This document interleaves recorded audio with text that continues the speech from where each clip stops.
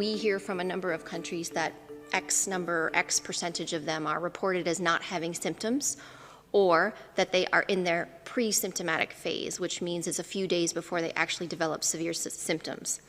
In a number of countries, when we go back and we discuss with them, one, how are these asymptomatic cases being identified? Many of them are being identified through contact tracing, and so which is what we would want to see, in that you have a known case, you find your contacts, they're already in quarantine, hopefully, and some of them are tested, and then you pick up people who may have asymptomatic or no symptoms or even mild symptoms. The other thing we're finding is that when we actually go back and say how many of them were truly asymptomatic, we find out that many have really mild disease, very mild disease.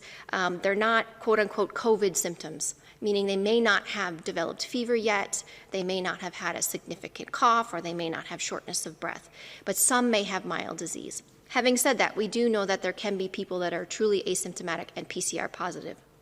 The second part of your question is what proportion of asymptomatic individuals actually transmit. So the way that we look at that is we look at these individuals need to be followed carefully over the course of when they're detected and looking at secondary transmission. We have a number of reports from countries who are doing very detailed contact tracing. They're following asymptomatic cases, they're following contacts, and they're not finding secondary transmission onward. It's very rare. And that much of that is not published in the literature. From the papers that are published, there's one that came out from Singapore, looking at a long-term care facility. There are some household transmission studies where you follow individuals over time and you look at the proportion of those that transmit onwards. We are constantly looking at this data, and we're trying to get more information from countries to truly answer this question. It still appears to be rare that an asymptomatic individual actually transmits onward. What we really want to be focused on is following the symptomatic cases.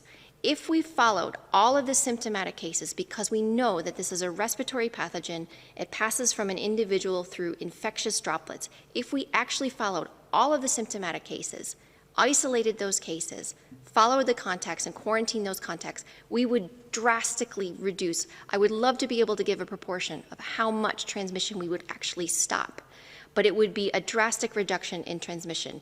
If we could focus on that, I think we would do very, very well in terms of suppressing transmission. But from the data we have, it still seems to be rare that an asymptomatic person actually transmits onward to a secondary individual.